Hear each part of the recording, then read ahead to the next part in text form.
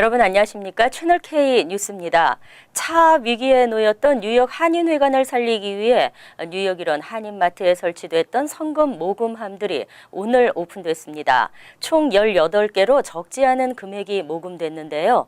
많은 한인들의 기대와 정성을 느낄 수 있었습니다. 지한샘 기자가 보도합니다. 지난 5월 6일 뉴욕 일원 한인마트와 식당에 설치했던 뉴욕 한인회관 살리기 성금 모금함. 약 50일 만에 뉴욕 한인회관에 모아진 모금함을 차례로 오픈했습니다. 굳게 닫혀져 있던 모금함이 차례로 열리고 모금함을 가득 채우진 못했지만 한눈에 봐도 적지 않은 금액입니다. 정성이 느껴지는 봉투도 보이고 $100 지폐와 개인 수표도 다수 나왔습니다. 18개 모금함에서 모아진 금액은 총 $9,383 35센트입니다. 그동안 참여해준 수많은 한인들의 정성이 느껴지는 순간입니다. 우리 동포 여러분들께서 이렇게 한 분 한 분 정성을 모아주신 성금함을 오늘 오픈했습니다. 이렇게 많은 성금을 동포 여러분들께 도와주셔서 저희들이 이번에는 무사하게 밀린 텍스를 내고 우리 회관을 지킬 수 있게 되었습니다. 동포 여러분들께 진심으로 감사드립니다. 뉴욕 한인회는 이번 달 30일부로 공식 모금 캠페인을 종료한다고 밝혔습니다. 그동안 모금된 금액은 $46만 3,736 27센트. 이 중 $30만 달러는 체납세금으로 납부했고 $13만 달러는 상반기 부동산세로 6월 30일까지 납부해야 합니다. 민승기는 우리 50만 동포의 집을 아주 팔으려고 또 99년 리스를 주고 그 돈을 받아 다 썼기 때문에 민승기를 형사적으로 민사적으로 수를 해야 되는데 변호사 비용이 약 10만 불 들어갑니다. 뉴욕 한인회는 앞으로 민승기 전 회장을 상대로 한 민형사 소송에 주력할 계획입니다. 동포 사회에 수십만 달러에 달하는 금전적 손실과 막대한 정신적 피해를 입힌 민 전 회장의 책임을 반드시 묻겠다는 생각입니다. 공식적인 모금 활동은 끝이 났지만 앞으로도 소송 비용과 회관 수리비 등 적지 않은 금액이 더 필요해 한인사회 후원이 계속 필요한 현실입니다. 채널K 뉴스 지한샘입니다. 오늘 뉴욕주 연방의회 예비선거가 실시됐습니다. 특히 퀸즈, 와이스톤 등 3지구에 한인 유권자들이 밀집해 있어 결과에 관심이 집중되고 있습니다. 또 한인들은 찰스 랭글 의원의 지역구인 13지구에도 주목하고 있습니다. 뉴욕주 연방의회 예비선거가 실시된 오늘 한인들은 한인 유권자가 밀집한 연방 하원 3지구 민주당 예비선거 결과에 주목하고 있습니다. 높은 투표율은 한인 정치력을 인정받을 기회가 되기 때문입니다.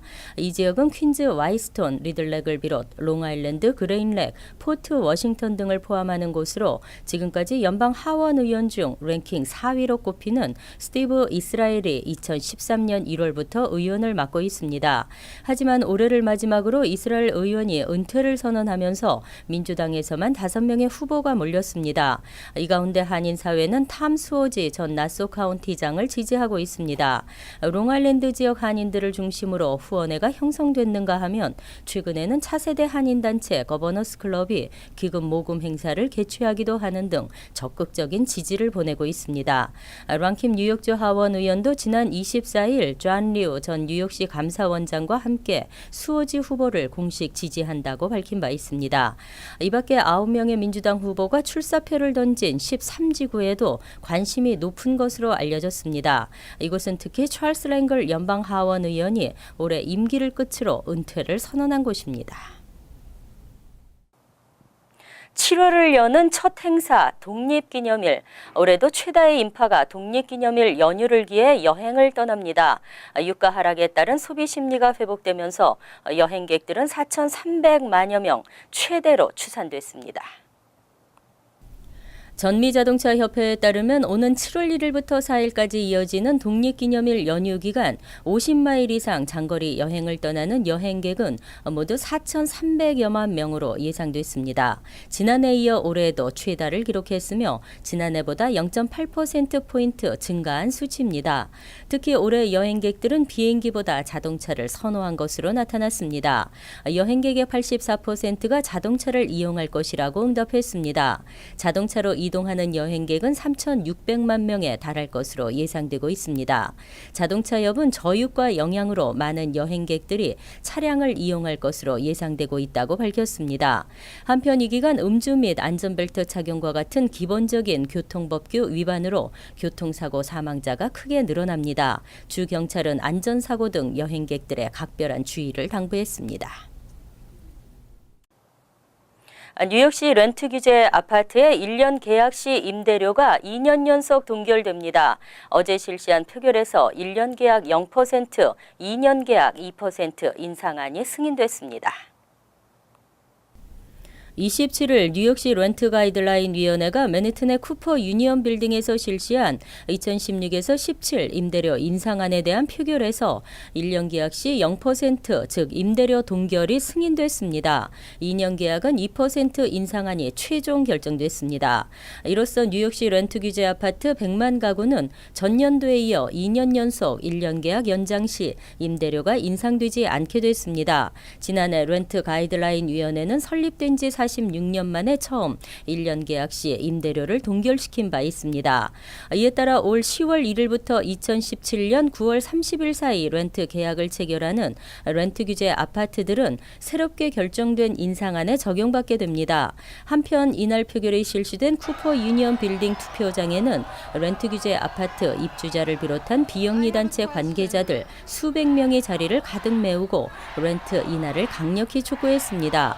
표결에 앞서 뉴욕시 의원들과 시의장 역시 원유 가격 폭락으로 평균 관리비가 전년 대비 오히려 1.2% 낮아졌고 서민들의 소득 수준은 제자리 걸음이라는 점을 들어 렌트 임대료를 동결시키거나 낮출 것을 주장해 왔습니다. 재산세 인상을 걱정하던 뉴욕시 콘도, 코앞 소유주들이 한시름 놓게 됐습니다. 집수리 등의 부담을 덜어주기 위한 재산세 감면 혜택이 확대됩니다. 토니 아벨라 주 상원 의원이 상정한 콘도나 코앞의 재산세 감면 확대 법안이 회기 마지막 날인 지난 17일 뉴욕주 상하원에서 가결됐습니다.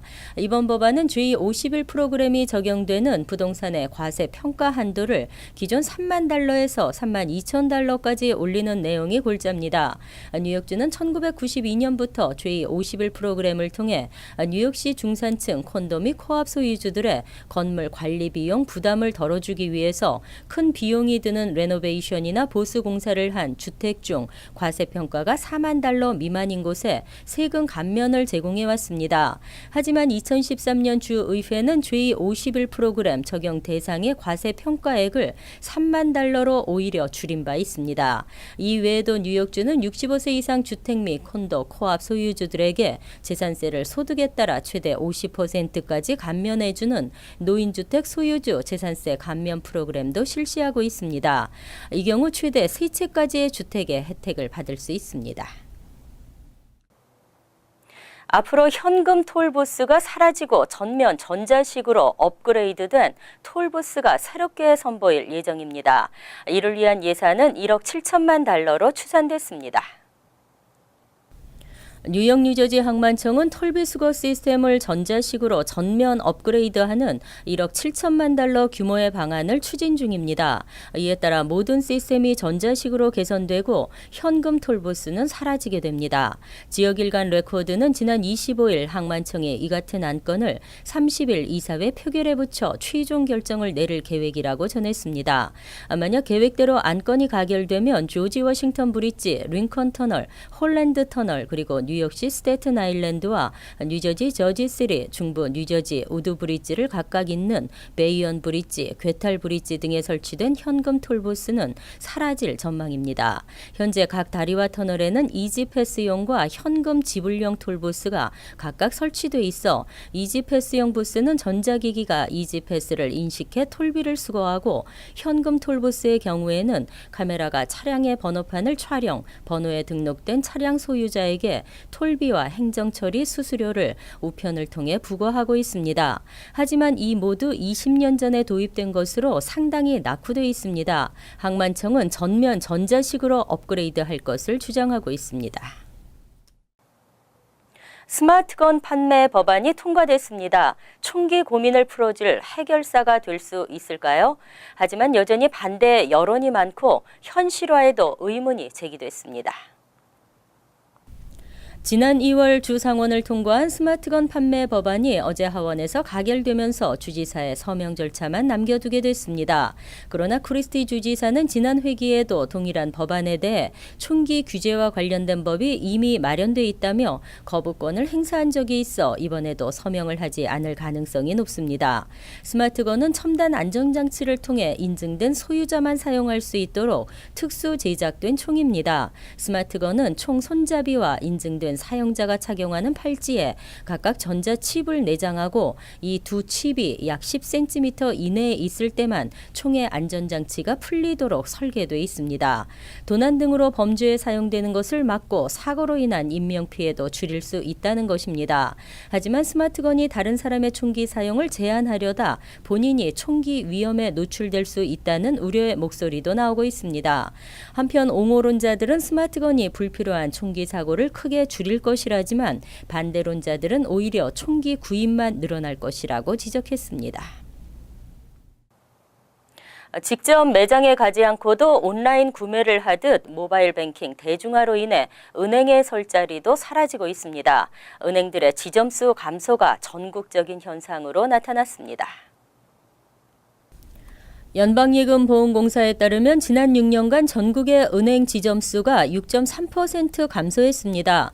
올 6월 현재 은행 지점수는 총 93,283개로 나타났습니다. 이 같은 각 은행들의 지점 감축은 뱅크 오브 아메리카와 시디은행 그리고 캐피털원이 주도한 것으로 파악됐습니다. 뱅크 오브 아메리카는 지난 2009년 6,185개 지점이 지난해 4,834개로 21.84% 감소했습니다. 하지만 뱅크 오브 아메리카의 지점 줄이기는 계속될 전망입니다. 시디은행의 지점도 20% 이상이 줄어 지난해 807개로 나타났습니다. 캐피털원 역시 지난 2009년 1,041개 지점이 지난해 826개로 20.65% 감소했습니다. 가장 큰 원인은 늘어나는 모바일 뱅킹과 비용 절감 차원인 것으로 나타났습니다. 실제로 지난해 2,500만 명의 성인이 모바일 뱅킹 고객이 됐고 은행 업무 한 건에 드는 비용이 4.25달러인 것에 비해 모바일 뱅킹에서의 업무 한 건은 약 10센트인 것으로 나타났습니다.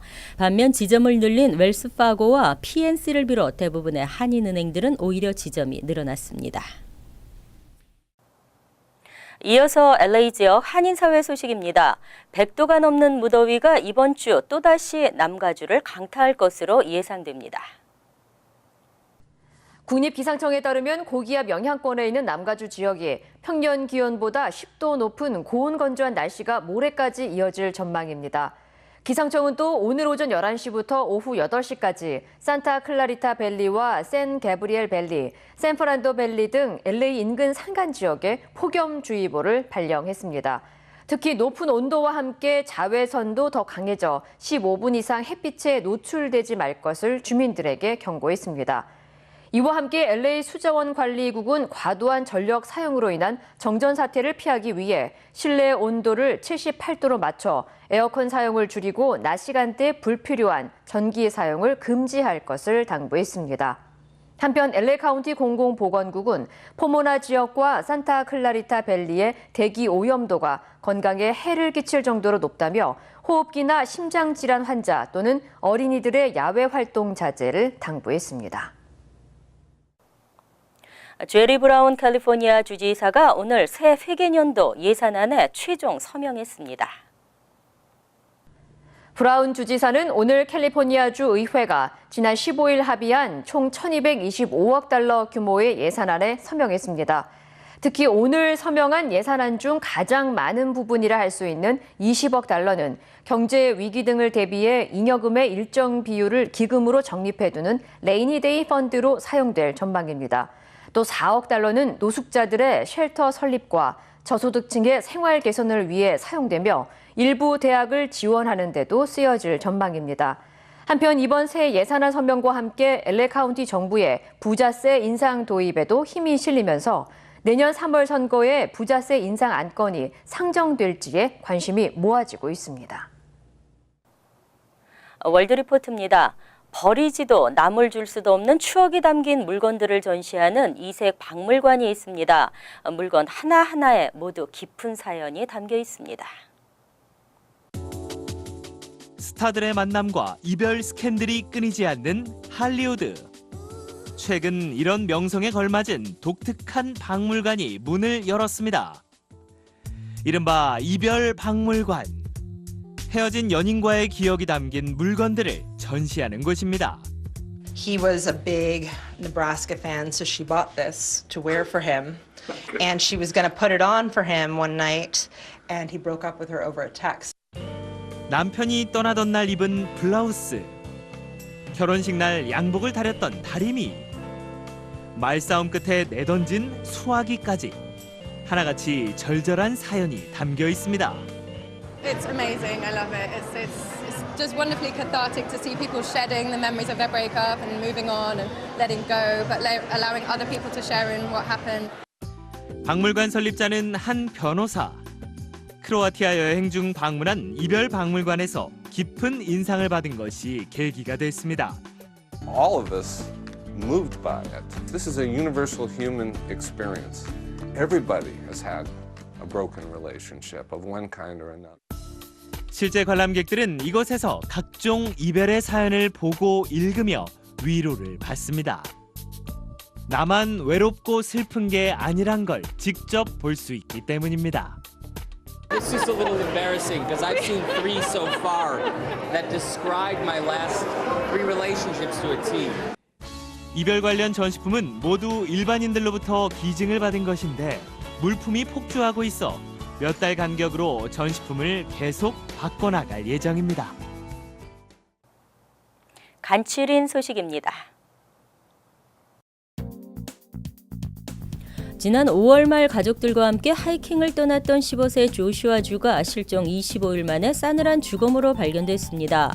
가족들에 따르면 주군은 당시 계곡 위의 바위에서 가족들과 함께 하이킹을 하다가 평소 좋아하던 탐험을 위해 다른 쪽 방향으로 다녀보겠다는 말을 남긴 뒤 실종됐습니다.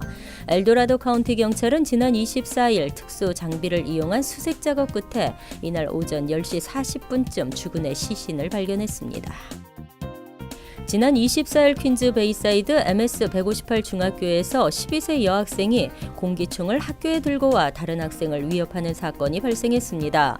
27일 데일리 뉴스 보도에 따르면 학교 화장실에서 한 여학생이 다른 여학생의 가슴에 9mm 권총과 똑같이 생긴 공기총을 가져다 대며 위협했습니다. 다행히 공기총은 발사되지 않았고 부상자도 없었습니다. 하지만 총기를 가져온 여학생은 경찰에 연행됐으며 공기총도 압수됐습니다. 재소자들에게 금지됐던 펠그랜트 혜택이 부활됩니다. 연방교육부는 24일 주 교도소와 연방교도소 수감자들에게 펠그랜트를 다시 지원하는 시범 프로그램을 실시하기로 결정했다고 밝혔습니다. 펠그랜트 혜택은 전국 주 교도소와 연방교도소에 수감된 12,000명의 재소자들을 상대로 실시되는데 뉴욕주에서 1,000여 명, 뉴저지에서 600여 명으로 추산됐습니다. 시범 프로그램이 성공적으로 실시되면 모든 재소자들을 상대로 확대할 방침입니다. 26일 오후 9시쯤 서포 카운티 제리코 턴파이크 교차로에서 포드 익스플로러가 좌회전을 기다리고 있던 포드 이스케이프와 역시 좌회전 차선에 있던 한인 정현 씨가 운전하는 혼다 오디세이를 들이받았습니다. 이 사고로 익스플로러에 타고 있던 여성이 사망했고 남편과 아들은 치료를 받고 있습니다. 정현 씨는 부상당하지 않은 것으로 알려졌으며 익스플로러 운전자는 음주 사실을 시인했습니다. 환율과 증권 소식입니다.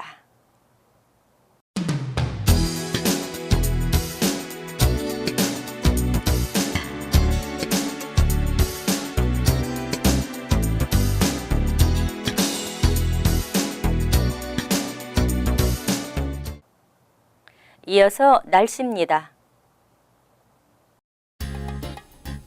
수요일은 곳에 따라 흐리겠지만 대체로 맑겠습니다. 낮 최고 기온은 83도, 섭씨 28도, 밤 최저 기온은 66도, 섭씨 19도로 예상됩니다. 목요일은 화창하겠습니다. 금요일은 가끔 구름이 끼면서 곳에 따라 소나기가 지나가는 곳도 있겠습니다. 토요일도 대체로 맑겠지만 오후 한때 비가 내리는 곳도 있겠습니다.